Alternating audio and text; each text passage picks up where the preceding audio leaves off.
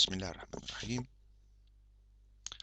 This is another case studies how to interpret the ABG. Just first we have to remind ourselves that the first thing to take in the history is very important, and according to the history you are anticipating the pathology, and then the other investigations with the lab investigations or radiological investigations, this will give you a clue to the diagnosis, and accordingly the anticipated metabolic problems. And after that, look at the ABG chart. When you look at the ABG chart, you have to go back to this monograph and fill the monograph. Fill the data in the monograph. This is the data on the ABG and the data you took from the lab investigations. And after that, start to calculate the monitoring value. Is corrected bicarbonate, chloride sodium ratio, anion gap, corrected anion gap, strong ion differences, buffer base, strong ion gap, base excess, alveolar action, and after that you calculate the alveolar arterial block. Let's go and see this case. This is a case, a patient who is 20 years old, diabetic.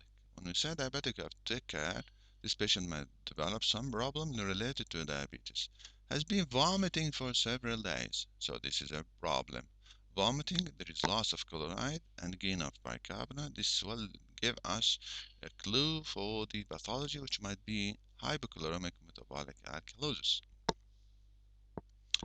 He appears ill and dehydrated. This is another expected pathology. He lost a lot of volume, maybe hypotensive, and accordingly he started to develop hyperperfusion, which might lead to lactic acidosis.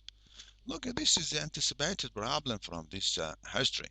And then we come to this is the ABG, and then the lab data. Sodium is low, potassium is low, and chloride is low. Random blood sugar, this is a patient we have mentioned that he was diabetic. Random blood sugar is high. So this is a problem, a mixed problem, vomiting, and at the same time diabetes, which might be decay and hypoperfusion. Look, come to study this case. pH is, look at this, pH is normal. Carbon dioxide is normal, and bicarbonate close to the normal. Is this a case, normal case? No, it is a mixed. Don't be deceived by these values. Let us go and make our calculations. So when you come to the patients, the anion gap, this is the sodium, and you have to make the correct sodium. Because the glucose is 500, this is the correct sodium. So the true sodium is 146, not 140. So when you come to calculate the anion gap, this is the sodium minus chloride minus bicarbonate to give you an anion gap very high, 48 instead of being 12. This is anion gap. So this is a problem. You look at if you looked at this is a normal pH, normal carbon dioxide, normal bicarbonate, and you can tell the patient you are okay, normal, go, no problem. The patient is shocked, hypovolemic, the patient decaying, but the patient had some vomiting, and so this is a mixed picture. It's normal values, but normal values are normal. This is due to the mixed metabolic changes. Look at this. This is an anion gap. So when you calculate the corrected bicarbonate, this means the previous bicarbonate before the patient develops the pathology, the second pathology. What's that? This is a corrected bicarbonate equals bicarbonate plus 48 with anion gap minus 12. This is a corrected bicarbonate. So the patient, this patient started to develop vomiting, and vomiting, he lost chloride. How did you know? Look at the chloride. The chloride value is 75, and the chloride to sodium ratio is low. Normal it is 74, so it is 53. This means that he lost the chloride through vomiting, and at the same time he gained bicarbonate. Chloride, bicarbonate, the two together, this is in this case about 130, 132. This is normal. So you lost, this is electroneutrality. You lost bicarbonate he lost chloride and again bicarbonate. So this is the first pathology. So this patient developed a hypochloremic metabolic alkalosis. This is how did you know this? This go when you go to the strong iron differences. Strong iron differences. This is it is 71. 71. This is uh, more than 40. Strong iron differences. This is the changes with the normal anion gap. With the normal anion gap changes. If there is a patient this patient developed he started to lose chloride. The same thing. The sodium is normal. Sodium, this is chloride minus sodium, will give you this value. This is a normal anion gap metabolic alkalosis. This is from this item. This is a normal anion gap metabolic alkalosis due to vomiting. But after that, the patient developed a high hyperglycemia and most probably DKA. So the patient started to lose bicarbonate, and the bicarbonate dropped from 59 to 23. So this is a loss, but this is not close to the normal. So this, how did you know that this patient developed this uh, high anion gap metabolic acidosis? For sure, this is anion gap. It's anion gap, high anion gap. This is a high anion gap because the patient, after vomiting, was in this state and then developed this DKA or hyperfusion lactic acidosis. He lost this value of bicarbonate to return to the normal. So this is mean that. So I call this problem high anion gap metabolic acidosis due to DKA, but this is normal anion gap metabolic alkalosis due to vomiting. So this is an interpretation. So this is why it is mixed problem. When you come to the buffer base is close to the normal.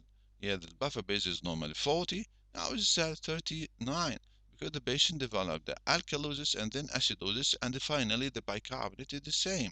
Bicarbonate is 23. So that's why what about the strong ion gap? When you look at the strong ion gap, this is 32. It is 0. Should be 0. 32. This means that an acid has been added to this to the circulation of the patient, which is keto acid, lactic acid. That's why there's a difference between strong ion differences and the buffer base. This is a case. That's why this patient had a lot of problems.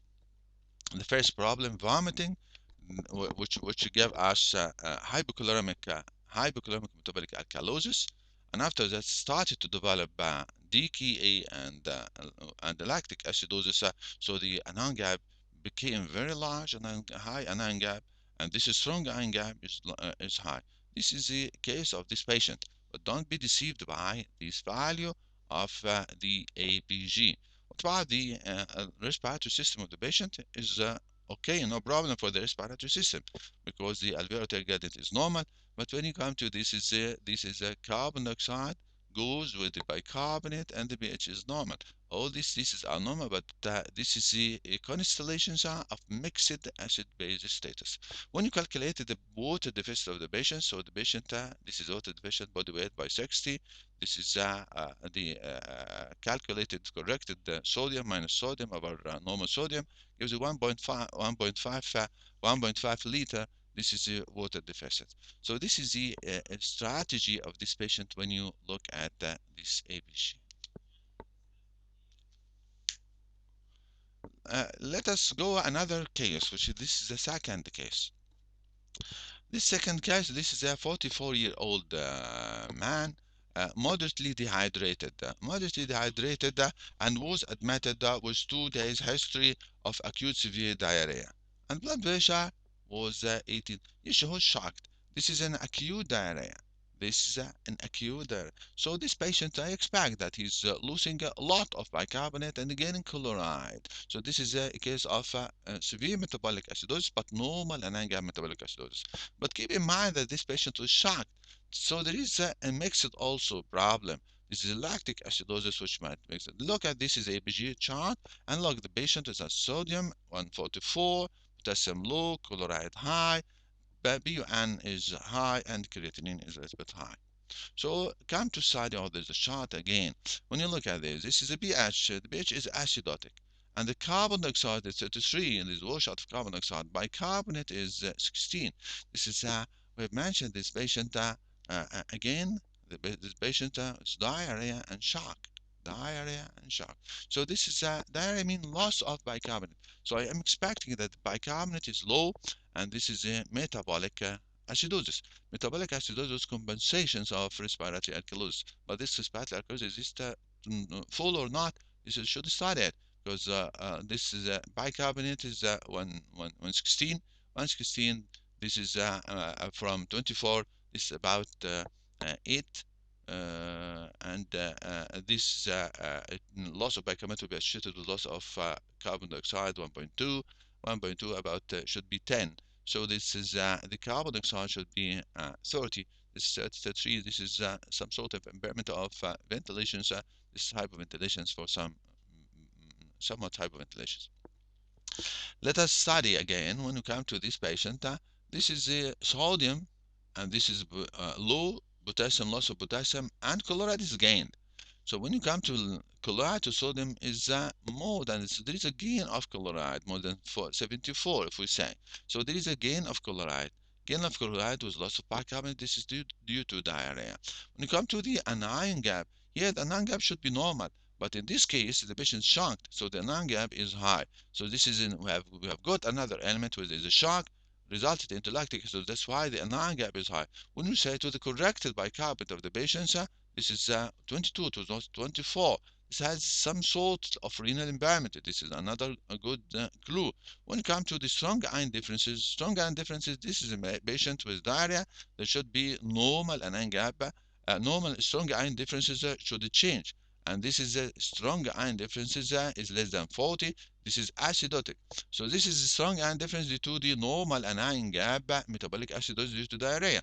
But at the same time, the bicarbonate, the buffer base is changed due to loss of bicarbonate. It is less than 40, so it is an acidotic. But when we looked at again that the anion gap is high, so we have high anion gap metabolic acidosis, and this is due to shock and lactic acidosis. But at the same time, this is diarrhea. This is it is another problem, which is normal anion gap. Should be normal anion gap metabolic acidosis, and we know it from this strong iron differences. It is acidotic. This is a clue for the normal anion gap metabolic acidosis. And the anion gap, high anion gap, this is for the lactic acidosis, and this is a combination. So this is a very important point. So this is this patient, he lost diarrhea, he lost bicarbonate, and developed a normal anion gap metabolic acidosis, but at the same time developed hypotension, hypoperfusion, and this is added to this problem, high anion gap metabolic acidosis. That's why when we look at the strong iron differences, it is not 0, it is 2. This means that another acid has been added, which is lactic acid, to the circulation. That's why strong iron gap is high. When we measure the water deficit, this is a high water deficit. So this is the clue for this patient. So this is a mixed. It is normal anion gap metabolic acidosis due to diarrhea. It's high anion gap due to hypotension and shock. And thank you.